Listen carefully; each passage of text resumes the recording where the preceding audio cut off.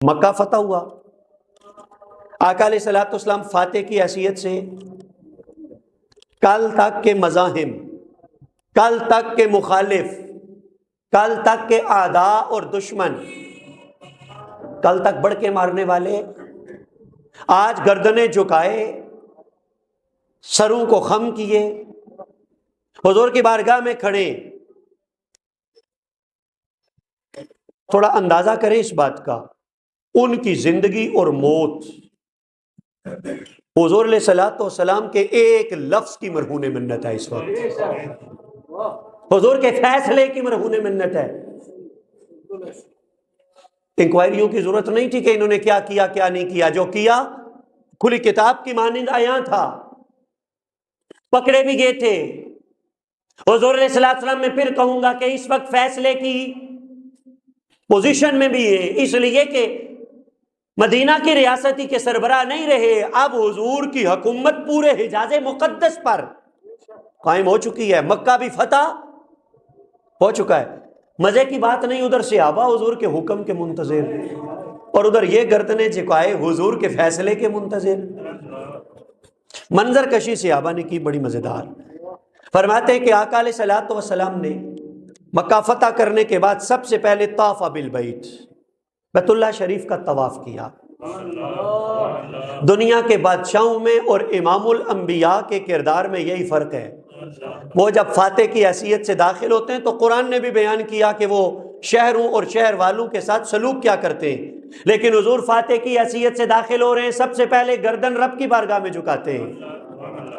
کعبہ کا طواف کرنے کے بعد وصلی رکعتین، 2 رکعت نماز ادا کرتے ہیں حضور علیہ الصلوۃ والسلام۔ پھر اس کے بعد کعبہ کی طرف جاتے ہیں، باب کعبہ کی چوکھٹ پکڑتے ہیں حضور۔ ہاں، ملتزم جہاں حاجی اور عمرہ کرنے والے اختتام پہ جا کے چمٹتے ہیں اور چمٹ کے دعائیں کرتے ہیں، حضور علیہ الصلوۃ والسلام دروازے کعبے کے دروازے کی چوکھٹ کو پکڑتے ہیں۔ پکڑنے کے بعد اب یہ منظر شاید کسی نے کبھی پہلے دیکھا ہو اور شاید ہی کوئی اب قیامت تک دیکھے گا۔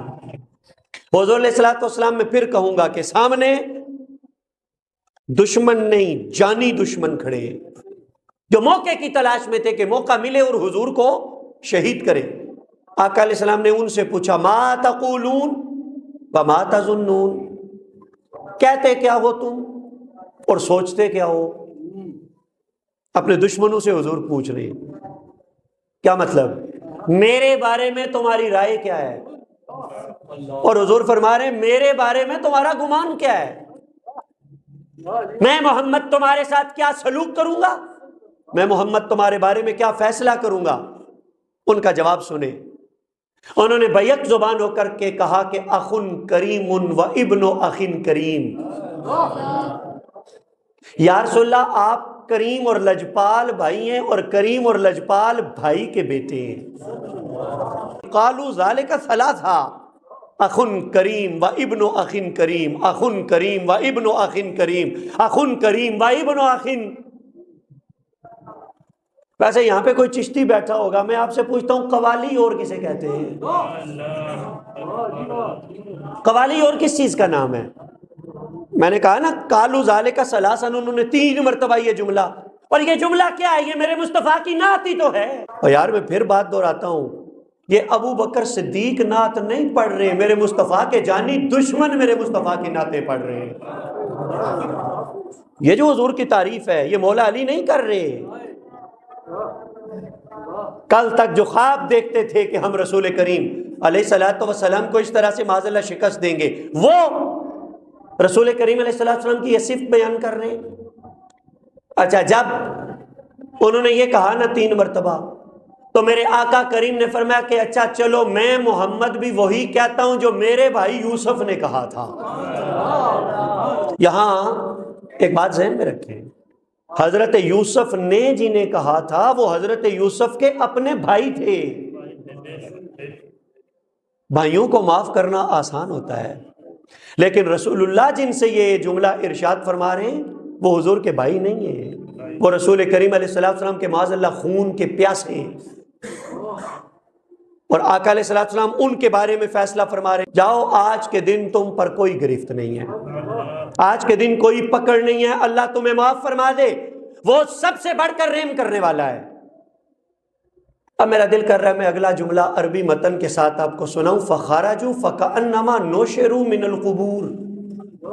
اب وہ مسجد حرام سے جب نکل رہے تھے تو ان کی کیفیت یہ تھی، ایسے لگتا تھا جیسے قبروں سے زندہ کر کے اٹھائے گئے ہیں۔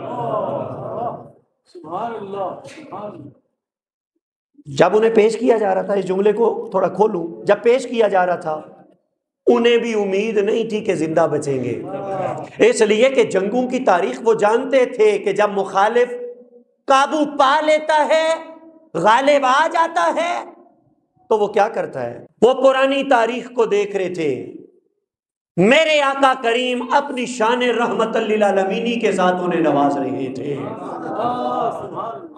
یہاں میں یہ بات ضرور عرض کروں گا، اہل باطل کا دستور ہمیشہ سے یہی رہا ہے کہ وہ جب قابو پا لیتے ہیں تو پھر وہ انسانیت کا خون بہانے میں وہ شرم اور عار محسوس، یہی فرق ہے اسلام میں اور دوسرے مذاہب میں، یہی فرق ہے رسول کریم علیہ الصلوۃ والسلام کی دعوت میں اور دوسرے لوگوں کی دعوت میں۔ آج کیا ہو رہا ہے فلسطین کے اندر، غزہ کے اندر؟